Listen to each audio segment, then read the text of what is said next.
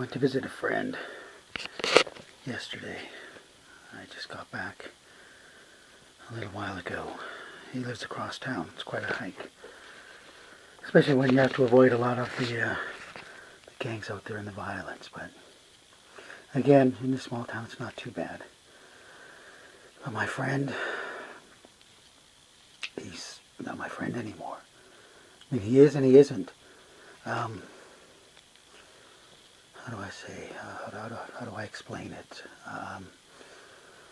When the whole visit was about 45 minutes in length, and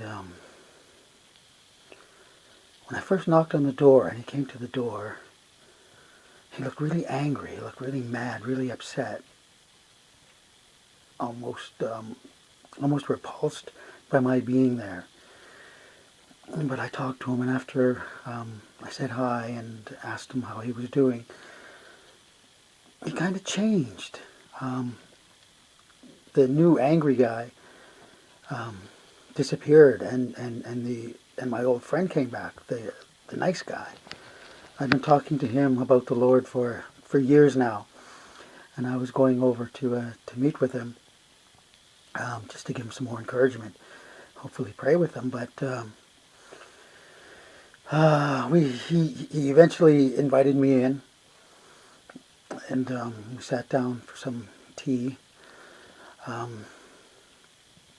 But he was struggling to remain civil or to just get angry with me.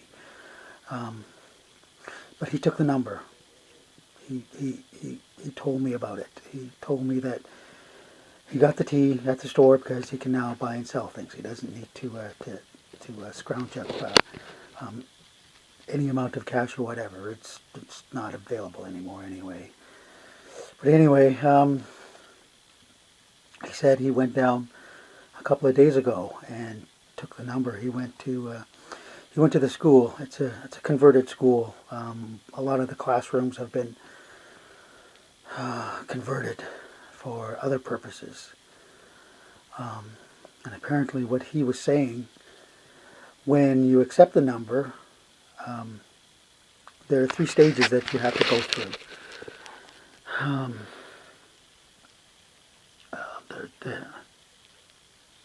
If you chicken out at the last minute, which some do, you're immediately taken out to the back of the school, and in the schoolyard they've dug a big pit, and you're just shot and thrown in. It's that simple.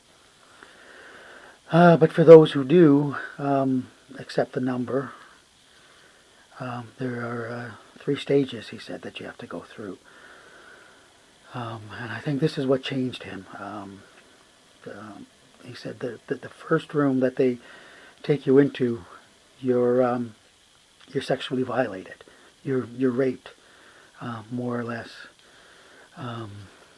There's a group of men there, several men, and they're all dressed in robes too. And yeah, they strip you down, and they take turns stripping off your integrity, your self-worth. They demean you right there. And then from there, you get dressed, and they take you to the medical room, where they either put that tattoo device, whatever it is, on their forehead, or the chip inside their hand. He got the one inside their hand. He still had a Band-Aid on. It was still healing.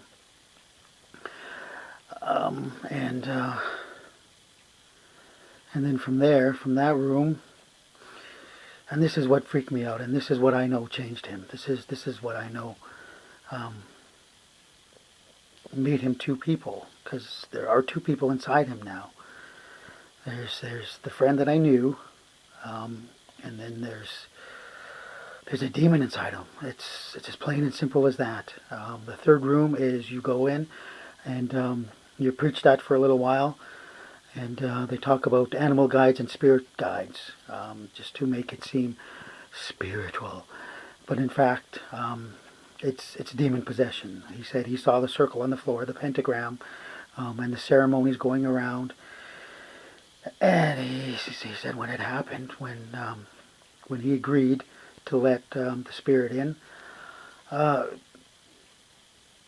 he said he could feel something coming in, and it was no animal. It was no kind spirit. He said he at first felt even more violated than when he was raped. It's like a whole violation of not only your body but your soul as well, your spirit. It gets taken over. You get pushed aside.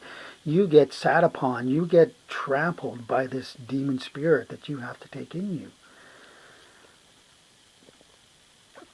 The visit wasn't short because the demon spirit inside of him, he didn't like me there, so he kept pushing my friend down, pushing him away. And so the meeting didn't go for very long, but yeah, I guess that's what happens when you accept the number. You go through those 3 stages, and by the end of it, you're a totally different person. You're not the same person that you used to be. The demon inside of you, it just takes over, and then you want to promote the Antichrist. You want to promote the false prophet and the alien helpers. I'm just scared for the other people out there who do that, because they're just subjecting themselves to hell. No chance of redemption. So if you're listening to this, whoever finds this, I hope and pray that there's time for you to make that choice. Don't accept the number.